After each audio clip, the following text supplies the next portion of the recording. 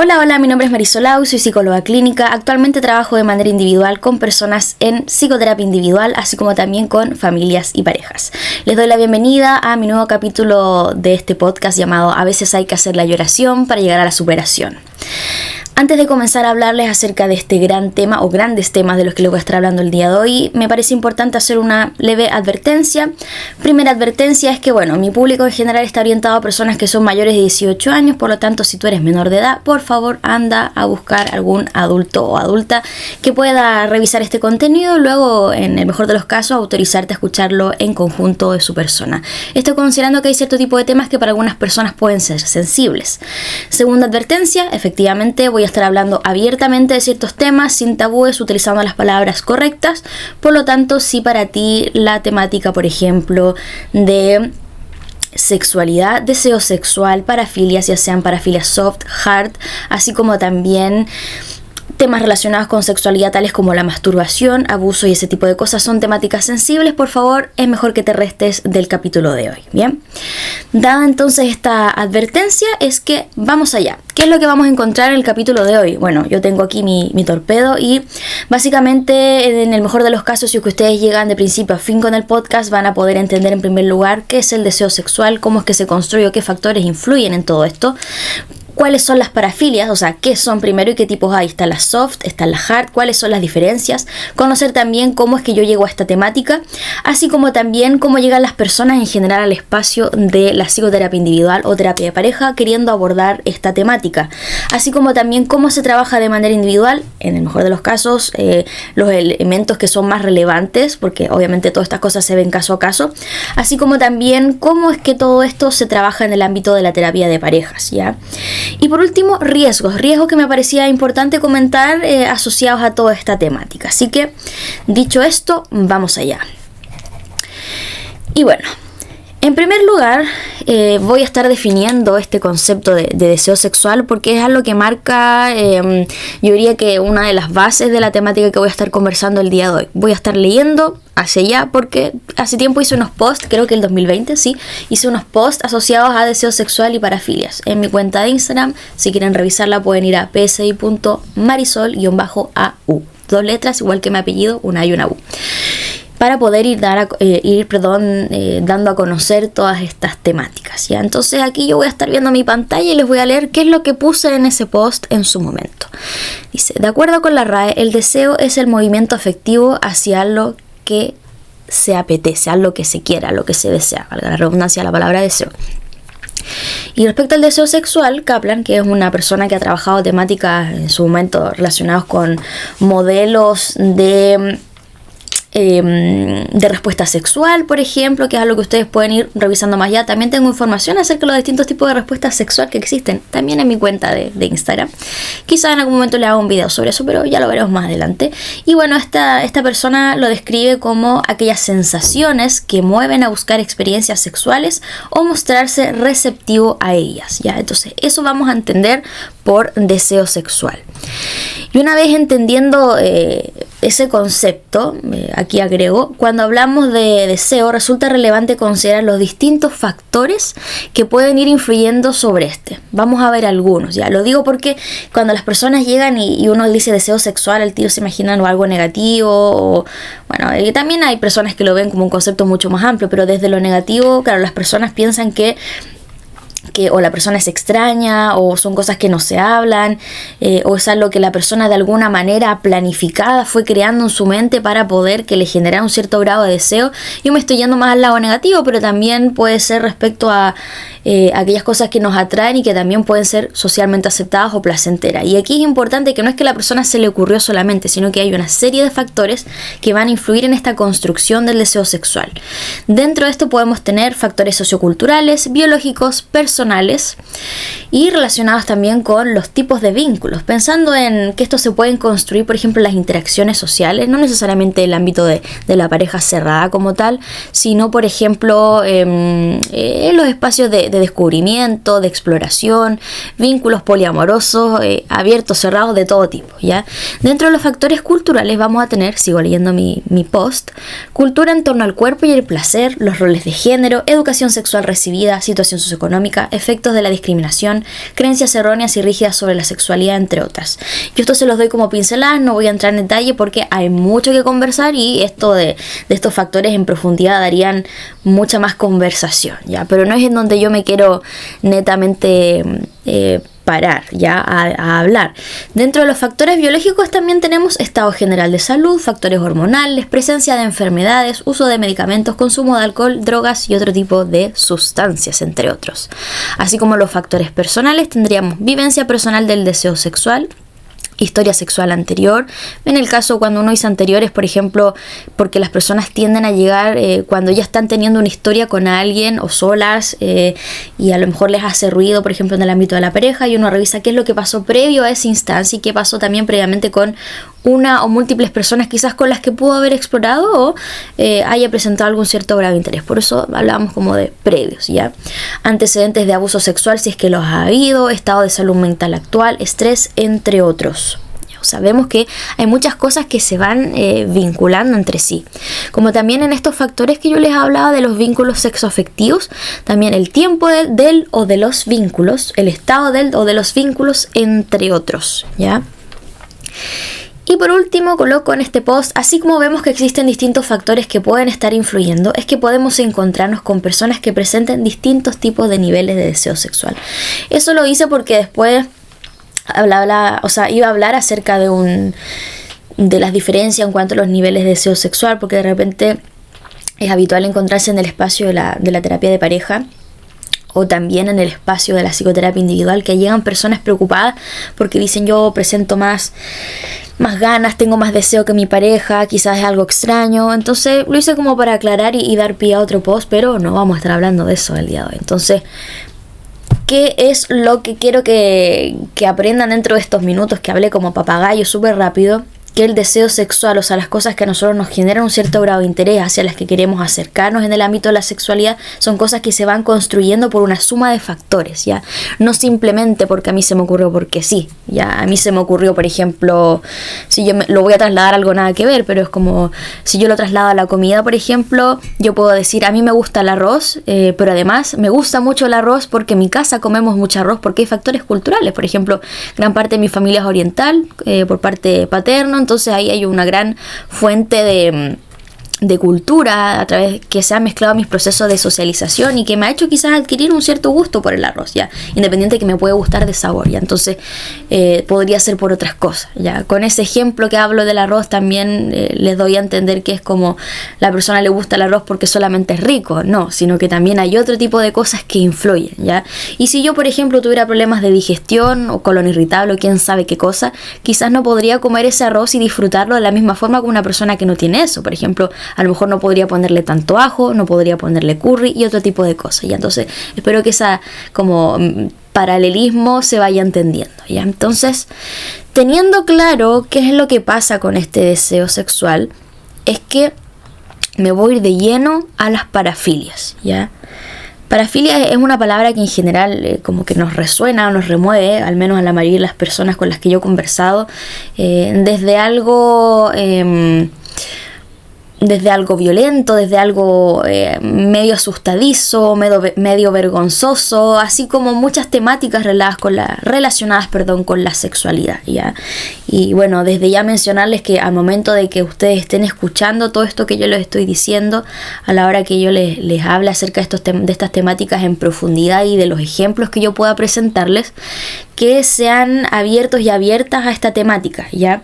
Considerando que en primer lugar no todas las personas o colegas, por ejemplo, tienen por qué dedicarse al ámbito de la sexualidad. Hay personas que tienen sus propios temas o no les interesa o sienten en grado de incomodidad y a lo mejor estas temáticas no las van a tocar y está bien, tú no tienes por qué estar abierto a todas las temáticas. Eso es lo que yo aprendiendo por consejos de otros profesionales, colegas, así como también de mi propia experiencia. Hay cierto tipo de temáticas con las que a lo mejor uno no se siente cómodo para trabajar ni escuchar y está bien, es válido y hay que respetarlo, porque por algo nuestro cuerpo, nuestra mente nos está diciendo demos un paso al lado. Por lo tanto, haciendo hincapié también en esta advertencia que yo di al inicio de lo que ha sido o que va a ser todo este capítulo del podcast, es también ir escuchándolo de a poco, y si hay temáticas que resultan muy fuertes, parar y a lo mejor retomarlo después o simplemente dejarlo ir, ¿ya?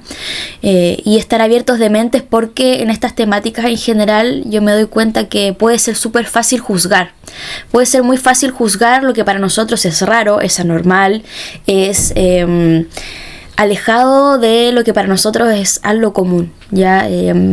Entonces hay que tener ojo con eso, recordar que no porque algo sea distinto, no porque algo sea desconocido, necesariamente es malo, es negativo, ¿ya? Yo quiero que se queden con eso por el día de hoy, ¿ya? Porque hay varias cosas de las que yo le voy a estar hablando y que personalmente yo no comparto, ¿ya? Prácticas y cosas que a mí no me interesan ni me llaman la atención, pero soy abierta a entender que hay personas que a lo mejor sí les interesa, ¿ya? Y no por eso va a ser un impedimento para mí al menos trabajar estas temáticas. No lo ha sido hasta el momento, pero quién sabe qué es lo que pase más adelante, ¿bien?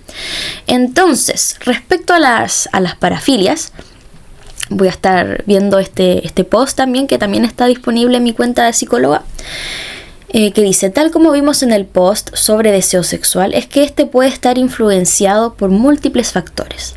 Asimismo, los objetos, sujetos y prácticas que desencadenan deseo dependen de la biografía individual, de los significados subjetivos que le atribuimos a estos, de los aprendizajes tanto interiorizados de manera consciente como inconsciente, ya sean estos concretos y o abstractos.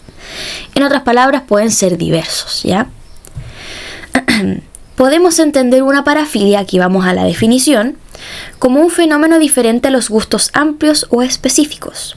Los consensos, ya cuando hablo de los consensos, ¿quiénes han llegado a esos consensos? La academia, las personas que conforman esta academia, a través de muchas conversaciones, congresos, papers, de todo un poco, han dicho, como digo, han llevado a plantear las parafilias soft y las parafilias hard. Vamos a tener todas estas las diferencias y ahora las voy a ir diferenciando.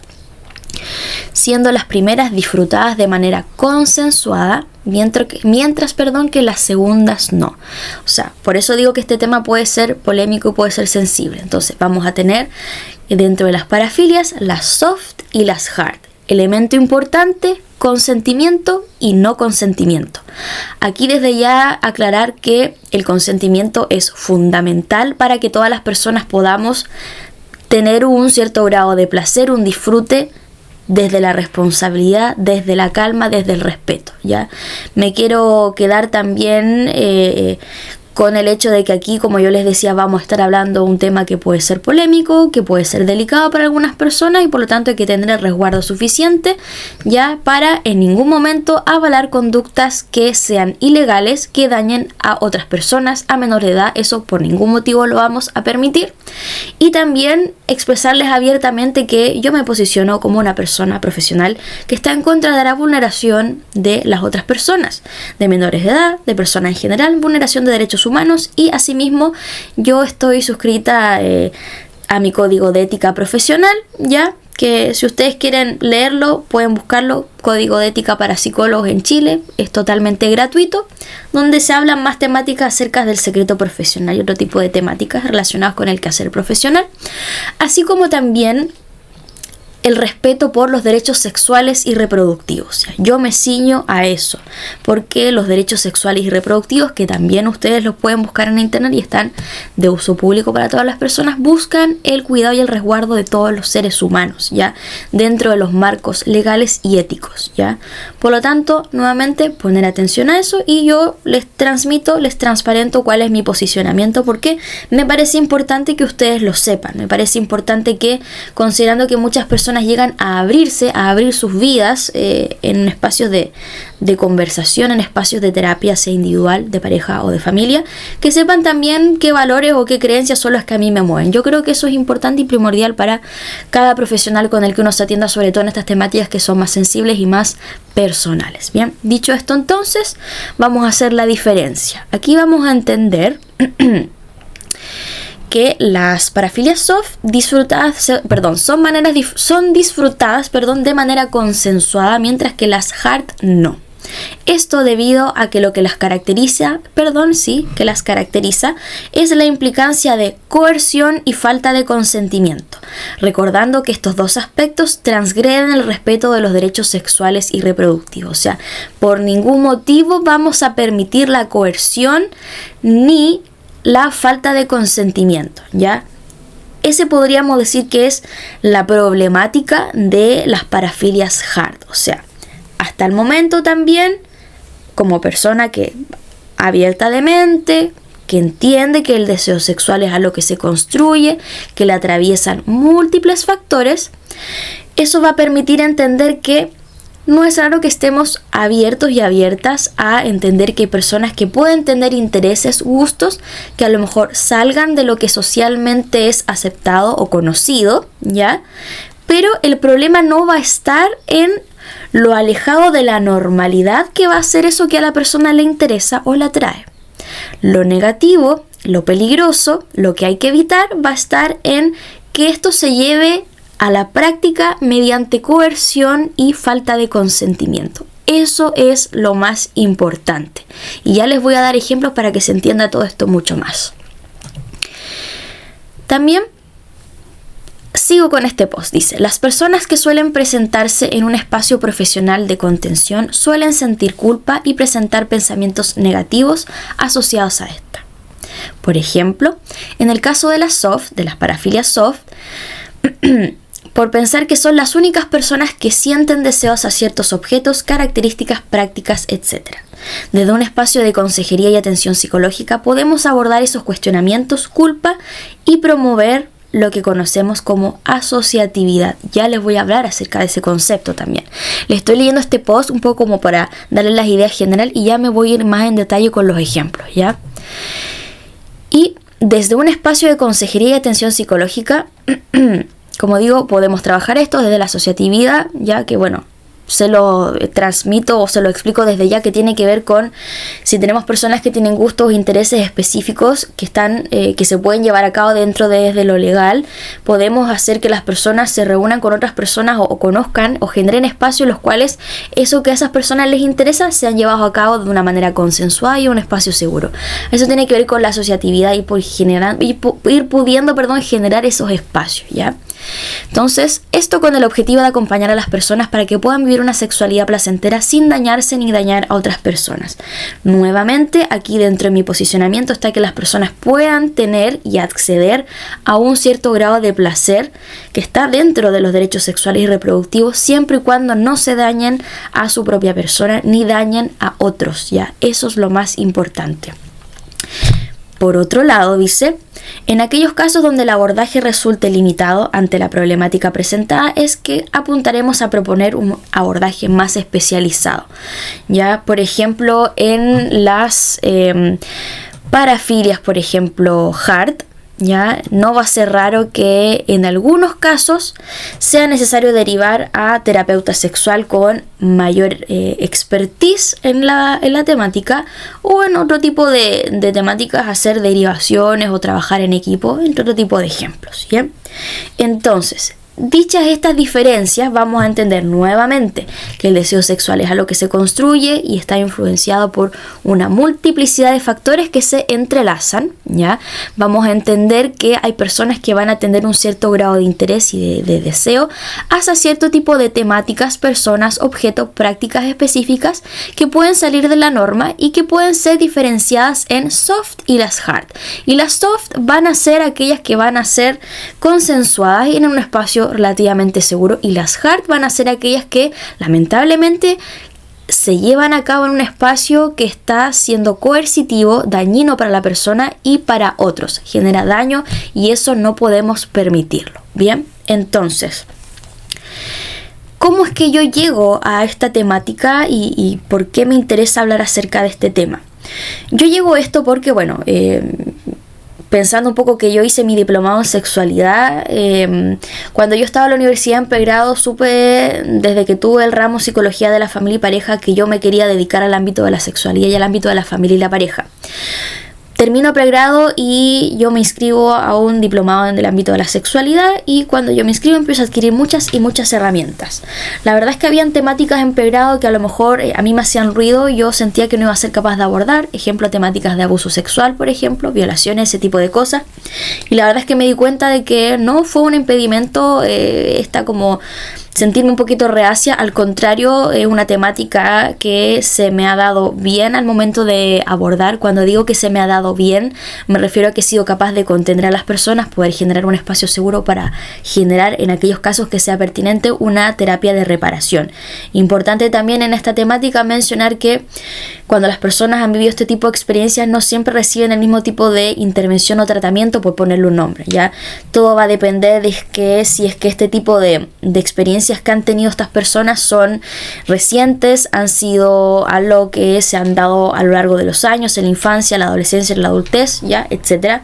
Entonces, bueno, con esto quiero decirles que la primera forma, el primer acercamiento que tuve al tema de las parafilias fue de la sexualidad como temática en general, que me llamaba la atención para ayudar a las personas, sobre todo del ámbito de las disfunciones sexuales. Cuando las personas presentan una dificultad como tal, me fui al ámbito de la terapia de reparación, porque me daba cuenta que cuando llegaban personas al espacio de la psicoterapia individual, sobre todo, habían personas que decían: yo me quiero conectar con mi manera de vivir la sexualidad de manera placentera, y lamentablemente cuando empezábamos a abordar esta temática de cómo sentirse más a gusto, me daba cuenta que las personas, no todas, pero un gran porcentaje, venía con una historia previa de situaciones de abuso y vulneración de derechos, ya, sobre todo en la infancia. Entonces quedaba un poco coja con la formación, debido a que me daba cuenta que las personas no habían recibido una intervención que era acorde a sus necesidades y lo que necesitaban ir procesando, así como también me daba cuenta que habían personas que habían estado en intervenciones previas, que lamentablemente yo desconozco cuáles eran los motivos de esos profesionales, pero que no eran intervenciones correctas como tal. Me refiero que no es llegar y hablar de estas temáticas en el aire. Hay que tener un cierto grado de formación, mínimo cierto tipo de cursos, donde, como digo, son intervenciones específicas acorde a la gravedad, acorde a la periodicidad de estas situaciones de vulneración, ¿ya? Y claro, cuando yo me encontraba con estas personas me quedaba coja, porque era bastante difícil, por no decir no imposible, ya, pero sí era incongruente de mi parte llevar a cabo intervenciones que implicaran que las personas se conectaran con ese placer, dejando de lado heridas, traumas relacionados con situación de abuso, ya. Por lo tanto, me vi en la necesidad y en el interés de tomar cursos relacionados con terapia de reparación en la infancia y en la adultez. Teniendo esos cursos de formación, ya sentía que tenía más herramientas para poder ayudar a las personas. Entonces hacíamos las primeras intervenciones de la terapia de reparación, y de paso después llegaba el momento de trabajar toda esta temática más placentera, ya con todo lo otro ya cubierto. Y entre medio de todo ese viaje, de repente hubo personas que llegaban con mucha culpa al espacio de la terapia, porque me decía: mira, Marisol, a mí me pasa que me gusta cierto tipo de cosas que no he escuchado que a otras personas les gusta, que a mis amistades no les gusta, les parece raro, que mi pareja a lo mejor se escandaliza, que son cosas que socialmente no se hablan. Como digo, con mucha culpa, con mucho asco, mucho rechazo, mucha negatividad hacia la propia persona por sentir interés y deseo o interés, atracción hacia este tipo de objetos, temáticas, fantasías, etc. ¿Ya? Entonces fue ahí también donde en el diplomado de sexualidad, donde yo me formé en ETSEX, que ustedes lo pueden buscar, tienen redes sociales, conocí esto de las parafilias y me ayudó mucho al proceso de intervención como tal, al abordaje de todo esto. Llegado el momento en que se me presentó este conocimiento, en primer lugar me abrió la mente, y en segundo lugar me dije: este tema es demasiado tabú, así como muchos de temáticas de sexualidad, y es algo que la gente tiene que saber. Yo me sentí con la autoridad de decir: esta gente tiene que saber estas cosas. Tiene que saberlo en primer lugar para poder ir naturalizando, normalizando, hablar más acerca de la temática de la sexualidad, y también un poco generando espacios de cuidado. ¿A qué me refiero? Y también de prevención. Mientras más las personas sepan acerca de estas cosas, más van a poder llevar a cabo prácticas que sean consensuadas y que sean protegidas. Sobre todo también en el caso de padres o madres ser cuidadores, también en algunos casos poder guiar a sus hijos, hijas, niños, adolescentes que estén a cargo respecto a estas temáticas.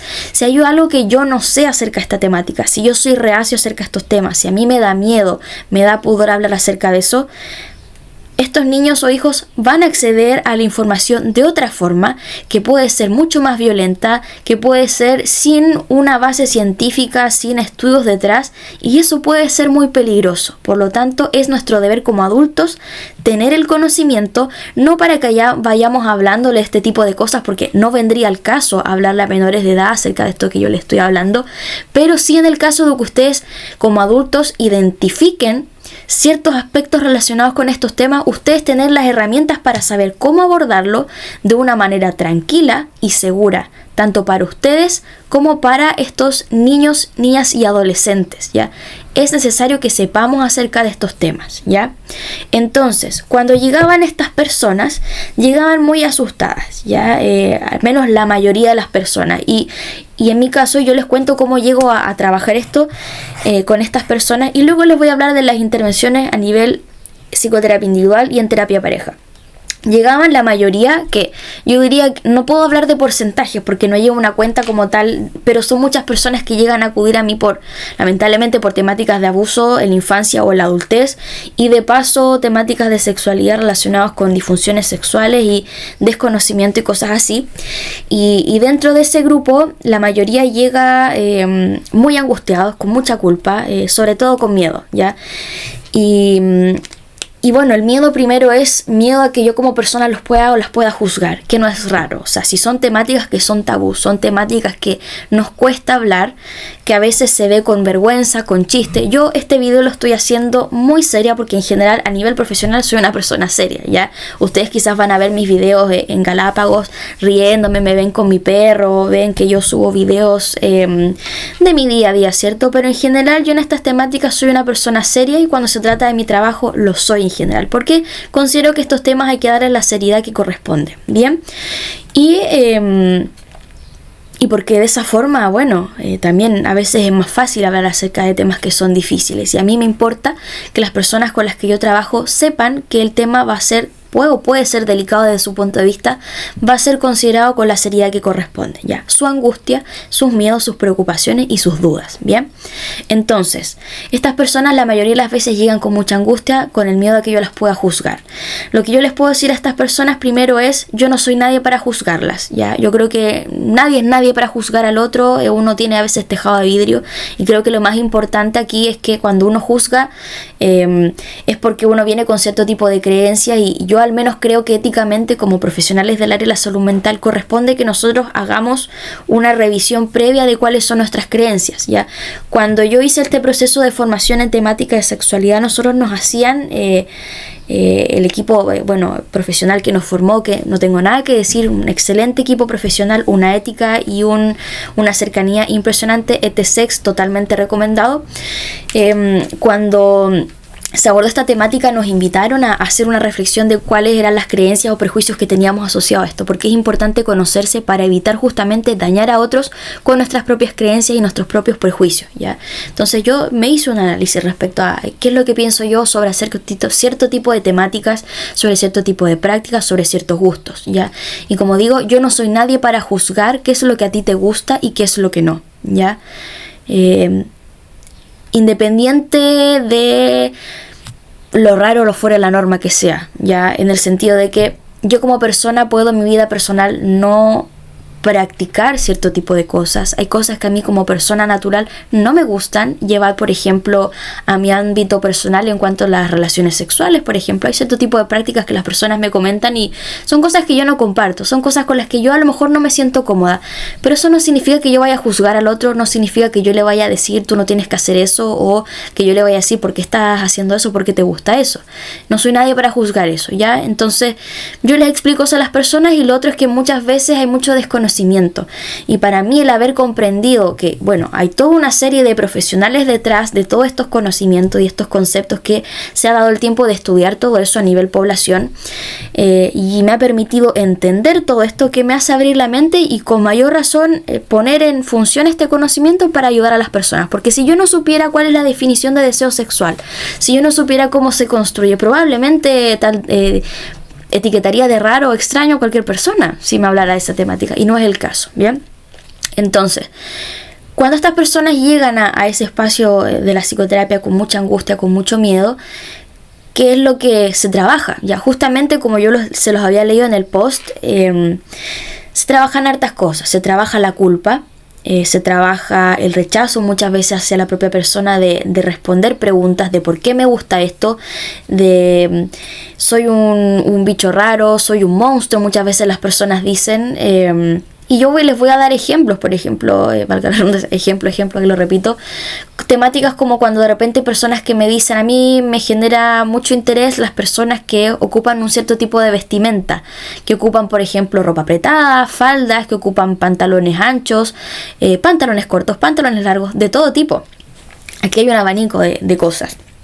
Hay personas que me dicen, me atraen las personas bajas, me atraen las personas altas, gordas, flacas, entre medio, tengo interés en un cierto tipo de etnias, por ejemplo, personas que tienen cierto tipo de creencias políticas, me gustan las prácticas, no sé, dentro de la casa, fuera de la casa, que me miren, que no me miren, con una, más personas, con juguetes, sin juguetes, performance, una serie de cosas, ¿ya?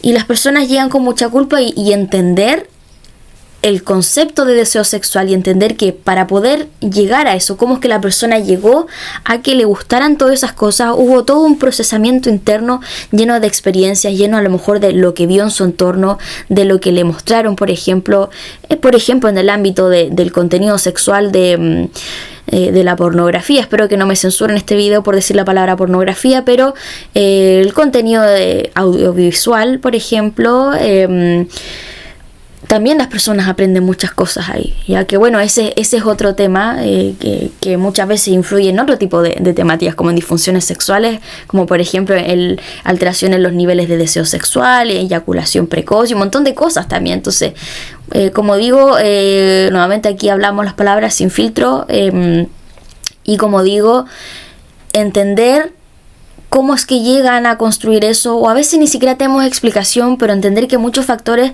nos da a entender que no es que tú seas un fenómeno porque sí y que te gusta X cosa que sale fuera de la norma, sino que hay una serie de procesos, hay una serie de factores, y independiente de que a ti no te guste que te guste ciertas cosas, no es porque a ti te dio la gana, ¿ya? Y eso permite que la persona muchas veces baje un poco la resistencia al tema y entienda y se vea también como una persona que está influida por múltiples factores, cultura, socialización, un montón de cosas, y le permite también tomar rienda de lo que le está pasando, ¿ya? Y es ahora donde, como yo les decía en este post, lo que se promueve es la asociatividad, ya poder generar, en el mejor de los casos, espacios donde la persona pueda sentirse segura y de manera consensuada con una o múltiples personas, poder llevar a la práctica esas experiencias en el ámbito sexual que pueden ser llenadoras en cuanto a estas temáticas, ¿ya? Como digo, en ningún momento el objetivo va a ser que la persona deje de hacer estas cosas, sino que si quiere hacerlo, solamente cuando sea consensuado en un espacio seguro, ¿ya? Y eso es lo que tiene el tema de las parafilias soft. Por ejemplo, si es de manera individual, ya, algo bastante típico que a las personas, por ejemplo, muchas personas me han dicho, yo me masturbo con la ropa interior, por ejemplo, de las mujeres, ya. Lo hago así como tema porque es lo que suele como aparecer a todavía en redes sociales, ¿ya? Y hartos hombres, sobre todo más que mujeres, me han consultado esto, ¿ya? Y yo puedo decir, ok, ya, es válido que la persona le pueda generar un cierto grado de interés y que termine masturbándose con la ropa interior de mujeres. Ahora, lo que no va a ser correcto es que esta persona vaya en la calle y le quite la ropa interior a estas mujeres y a partir de eso se masturbe, por ningún motivo, porque claramente ahí vamos a estar hablando de algo que transgrede los límites y el respeto de la otra persona, ¿ya? Eso es un delito, ¿ya? Las cosas como son, eso es un delito, puede generar mucho daño en la otra persona, por lo tanto es algo que no vamos a permitir, ¿ya?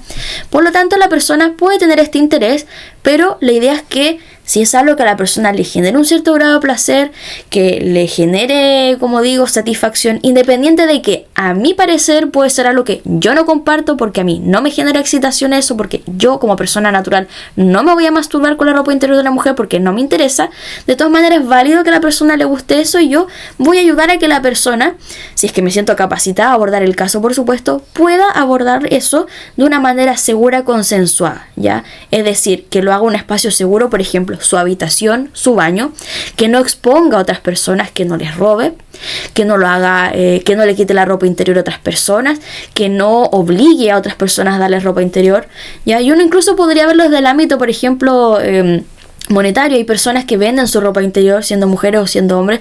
A lo mejor esa es una vía relativamente segura para que la persona lo haga y entonces comprará eso de una manera consensuada. Hay una parte que aceptó eso y la otra que lo aceptó también y consenso. Bien, la persona lo hace en su espacio seguro, no pasa nada, no molesta a nadie y la persona se queda con su placer y todos contentos, todos tranquilos. Hago una pequeña pausa para cambiarle la batería a la cámara y también hidratarme. Esto es como un ASMR. Hidrátense. Bien, entonces como yo les decía, eso es para las parafilias soft y eso es lo que muchas veces se trabaja en el espacio, ya sea consejería en sexualidad, como también lo mezclamos con otras cosas relacionadas con experiencias del pasado, otro tipo de análisis que a lo mejor son necesarios para poder llegar a todas esas conclusiones y, como digo, todo esto de manera individual. En el caso de que uno se encontrara como profesional con personas que ya tienen parafilias hard, como digo, eso es algo que hay que eliminar, o sea, en ningún momento podemos permitir que se transgredan los límites de otras personas, ¿ya? Por lo tanto, en esos casos, o en los que sea pertinente denunciar, lamentablemente, aquí las cosas como son, nosotros tenemos que denunciar aquellas vulneraciones de derechos, sobre todo a menores de edad, que estén ocurriendo en el presente o que pueda ser posible peligro, ¿ya? Así como también, en algunos casos, generar ese grado de reflexión con la persona, con el objetivo de que la persona entienda, empatice, de que no puede llevar a cabo prácticas que dañan a otras personas, ¿ya? Si, por ejemplo, en este mismo caso, el tema de la ropa interior, yo dijera...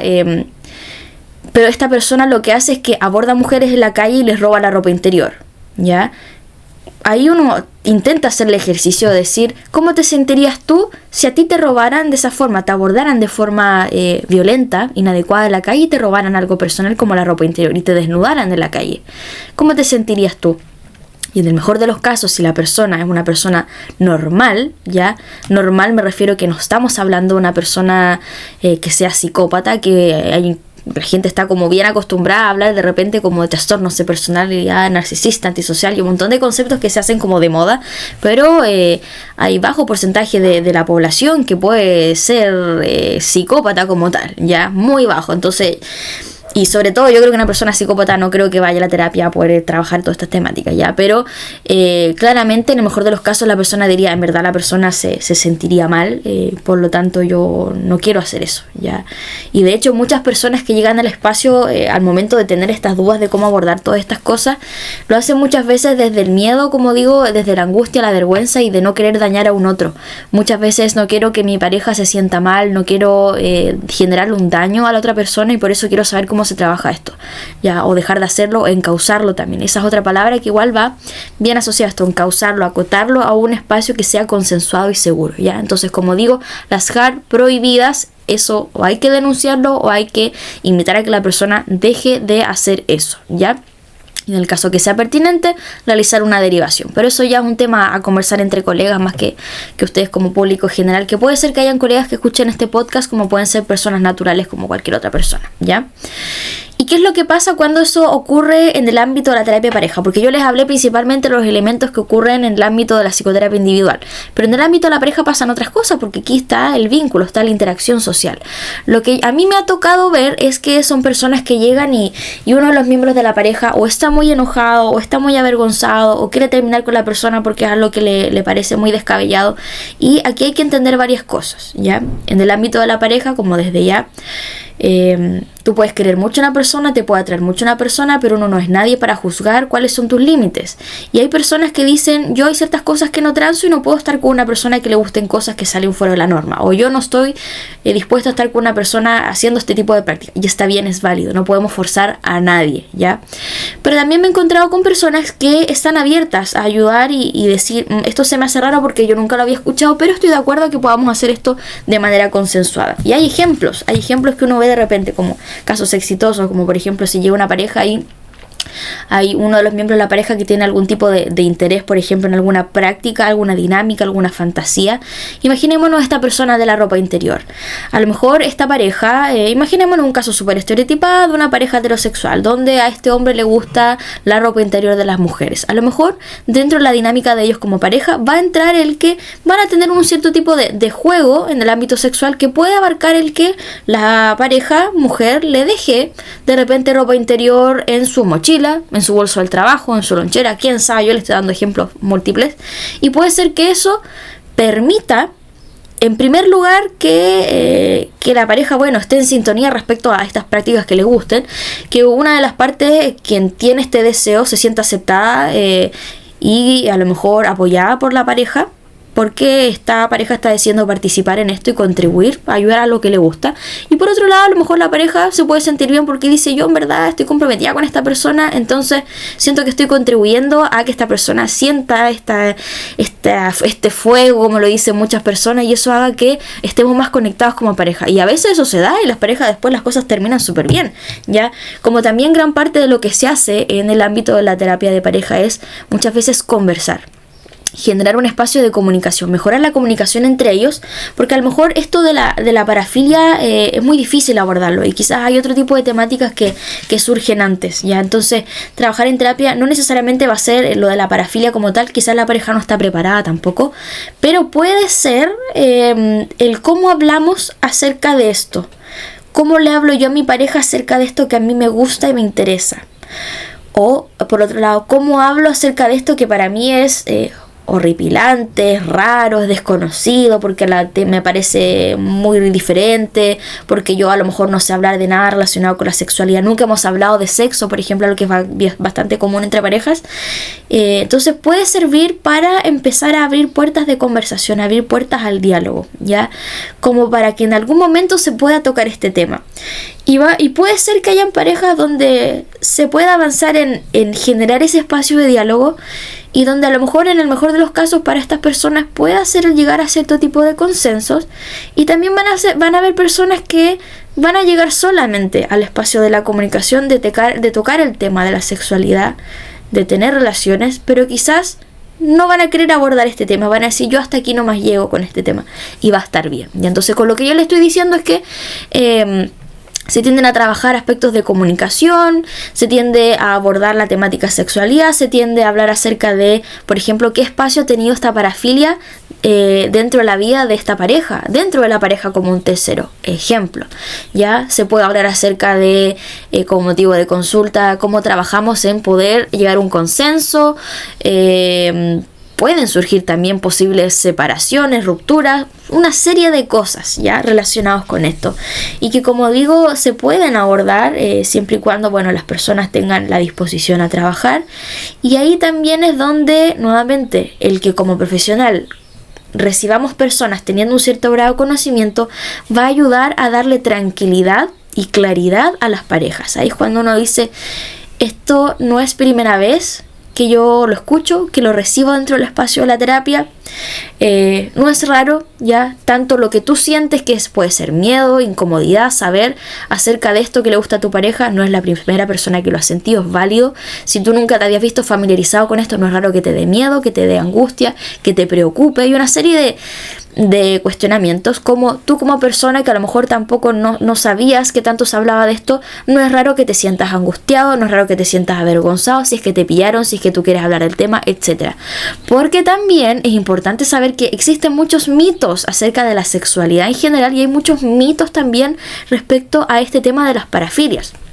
Hay personas que pueden decir que se pueden pegar unos saltos que que puede ser muy peligroso, y por eso digo que este tema es muy delicado, porque de personas que pueden decir, como este hombre que decía, y que son varios los que he atendido, que dicen me gustan las mujeres o me gusta la ropa interior de las mujeres y con eso me masturbo, no es raro que la pareja pueda descubrir eso y empezar a hacer una serie de conclusiones, como por ejemplo que esta persona, a partir de que le gusta eso, significa entonces que le gusta, no sé, las relaciones sexuales violentas, que le pueda gustar menores de edad, que les pueda gustar sus colegas de trabajo. Yo me estoy yendo a extremos que a veces pueden ser muy pero muy graves y temas muy delicados, ¿ya?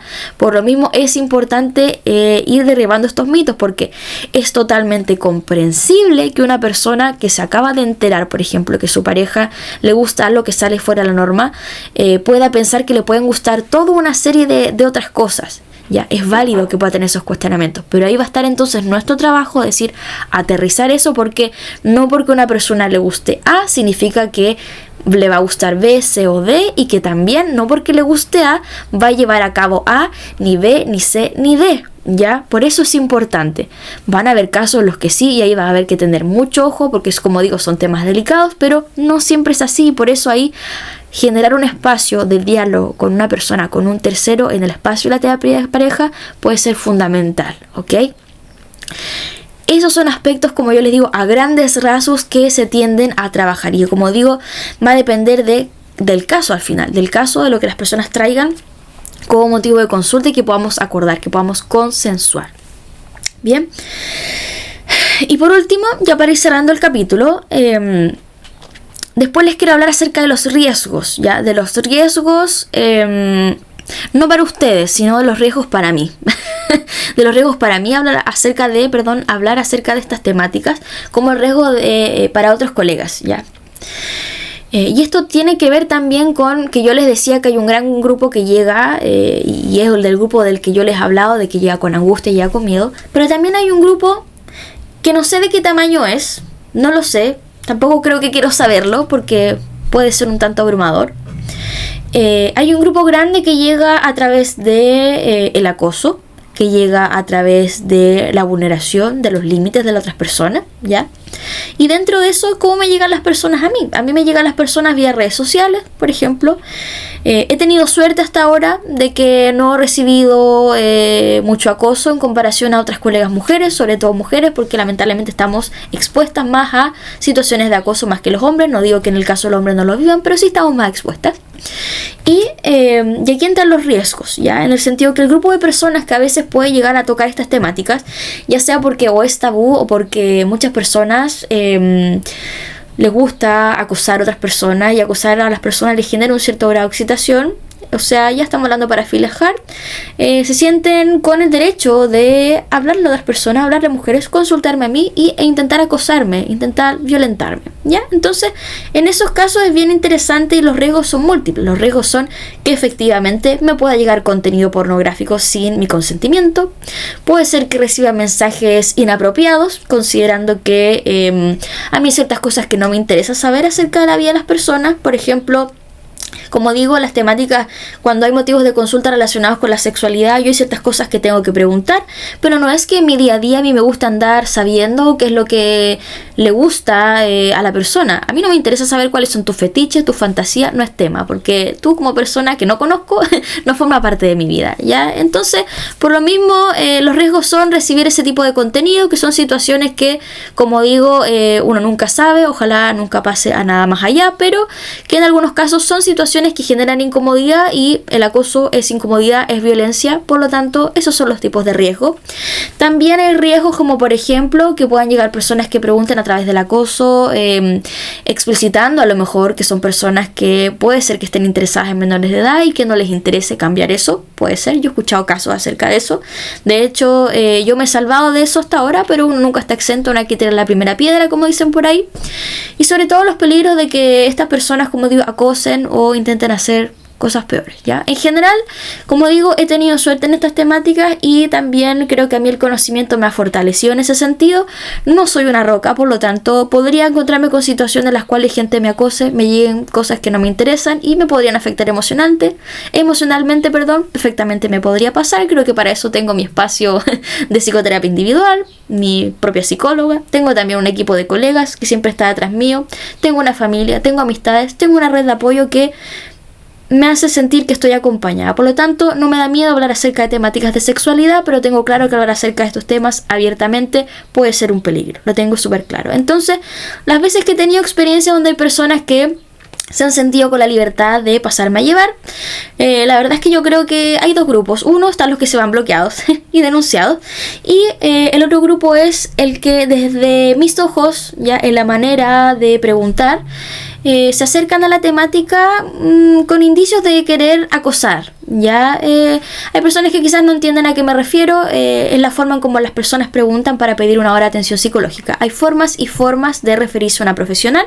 o un profesional al momento de solicitar sus servicios, ¿ya? Entonces, cuando esto sale de lo que uno está acostumbrado, de lo que es serio, de lo que es formal, claramente eso tiene muestras de otro tipo de cosas. Y yo me he dado cuenta porque la forma en que las personas escriben o a veces son vulgares, ¿ya? Porque aquí podemos hablar de sexualidad sin ser vulgar, ¿bien? Y en esos casos me causa un poco de gracia porque o son personas que se han ido bloqueadas o en el otro caso son personas que se van psicoeducadas. Cosa que a mí me genera una satisfacción tremenda porque son personas que llegan preguntando y dando información que yo no les he solicitado, y la verdad es que yo les respondo de una manera seria y con conocimiento de sí, efectivamente eso no es normal lo que a ti te pasa. Sin embargo, si tú eso lo haces de manera coercitiva, si es violenta, si es no consensuada, eso es un delito. Risa malvada, risa malvada. Entonces, de paso lo he psicoeducado, entonces yo la verdad es que me quedo bastante tranquila. Y si la persona a partir de eso decide hablar de otras cosas o acosarme, se van eliminados, bloqueados, denunciados, con todos los temas legales ahí de por medio. Pero he tenido buenas experiencias dentro de esas situaciones que inicialmente se ven como acoso. Suena un poco extraño decirlo, pero como digo, hay personas que se han ido psicoeducadas, ¿ya? Para la casa y que incluso han leído posts informativos y me han terminado agradeciendo acerca de esa información. Sobre todo porque algo que es bien interesante, y ahí, como digo, roza la línea delgada entre el acoso y el como que se sienten especiales y no sé qué, es porque muchas veces dicen que otros profesionales los han tildado de psicópatas, de raros y todo eso. Nuevamente, yo no sé quién está al otro lado de la pantalla. Podría ser un psicópata, un asesino. Me pongo en el peor de los casos porque uno ahí en su pensamiento catastrófico está preparado para todo. Pero independiente de eso, nuevamente yo digo, yo no soy nadie para juzgar que a ti te gusten las personas que andan con cierto tipo de ropa, que tienen cierto tipo de características. Yo no soy nadie para juzgarte eso. En mi mente a lo mejor no estaré de acuerdo, pero yo no soy nadie para expresarte que eres un tal por cual, que eres una persona violenta, que eres una persona psicópata. Yo no sé si tú eres una persona psicópata porque yo no te he hecho un estudio, no te he evaluado, por lo tanto no puedo afirmar eso. ¿Ya? Pero como digo, y no es que tú seas especial y que esté teniendo un trato especial contigo, sino que mis conocimientos me permiten tener una posición firme y seria respecto a esos planteamientos y decirte, no eres raro, sin embargo las condiciones son esta y esta y esta. Entonces, como digo, he tenido buenas experiencias por eso, porque si no tuviera el conocimiento también caerían decir, ¿qué te has creído? Eres degenerado, degenerada, no sé qué, y no está bien tampoco violentar a otras personas por gustos diversos, ¿ya? Pero como digo, no, eso no da pie a que yo me permita pasar a llevar ni nada de esas cosas, ¿ya? Entonces, claro, si no tuviera el conocimiento, por supuesto que me asustaría que me pregunten ciertas cosas o que de lleno me tiren un comentario acerca de responder una historia y que la respuesta de la historia sea cuáles son sus objetos de placer, por ejemplo, porque como digo, a mí eso no me interesa, en mi día a día no me interesa, ¿ya? Pero como digo, lo sé manejar bien. Entonces, esos son los riesgos y sobre todo también pensando, como lo que yo les decía al inicio de este capítulo, que uno o una como profesional no tiene por qué saber abordar todos los temas. A lo mejor hay cierto tipo de temáticas que yo he estado acostumbrado a trabajar con las que yo me he sentido cómoda, y puede ser que en algún momento de mi vida eso cambie y no va a tener nada de malo. Las personas podemos tener derecho a cambiar, ¿ya? Y yo creo que lo más importante para poder dar un buen servicio y ser honesta y transparente con la persona que tenemos o las personas que tenemos enfrente, justamente conocerse, justamente saber cuáles son nuestros límites personales. Y yo también me podría pasar que sienta que esté súper abierta a trabajar un tema y a lo mejor a lo largo del desarrollo de las sesiones me doy cuenta que ya no me siento tan cómoda. Y bueno, en ese caso tendré que derivar o hacer algo que sea pertinente acorde a esa necesidad que pueda tener yo, a lo mejor de seguridad, de quién sabe qué. Bien, entonces bueno, dicho esto, hablé muchas cosas el día de hoy, pero este capítulo me parecía realmente importante para ir derribando mitos, para darle la seriedad que corresponde, para tener el conocimiento que corresponde, porque como digo, como adultos y adultas es nuestro deber tener estos conocimientos en casos preventivos para poder apoyar niños, niñas y adolescentes, ¿ya? No caigamos en que niños, niñas y adolescentes se informen en espacios que sean ignorantes, que transmitan mitos y creencias que son erróneas, ¿ya? Entonces el conocimiento es la clave, ¿ya? Y en el caso de que no se sientan preparados para abordar estas temáticas, busquen ayuda profesional, búsquenla, ¿ya? Si no es conmigo, puede ser con otro colega. Yo tengo una fuente de red de apoyo con colegas que se dedican a estas temáticas, por lo tanto no duden en contactarme. Bien, entonces cerramos el capítulo de hoy. Yo voy a ver mi agüita. Acá van a ser las 3 de la tarde. Voy a editar este video porque tengo sed de subir este capítulo. Y después me voy a ir de picnic con unas amistades y mi perro, ¿bien? Así como después de haber hablado todo este tema súper denso, súper denso y súper heavy, me voy a ir de picnic. Yo me voy a ir de picnic así a dar un paseo, porque para mí estos temas debiesen ser hablados así, ya con la seriedad que corresponde, con lo contundente que es, pero después uno sigue con su vida, ¿eh? Así que a ustedes también les recomiendo que después de escuchar este podcast se vayan a airear un poco y dejar su me gusta. Si me quieren escribir puede ser a mi cuenta de Instagram psi.marisol_au como mi apellido, o al correo electrónico marisolaucastro@gmail.com, que es mi nombre completo. Bien, espero que les haya gustado, que se cuiden mucho y nos estamos viendo en un próximo capítulo.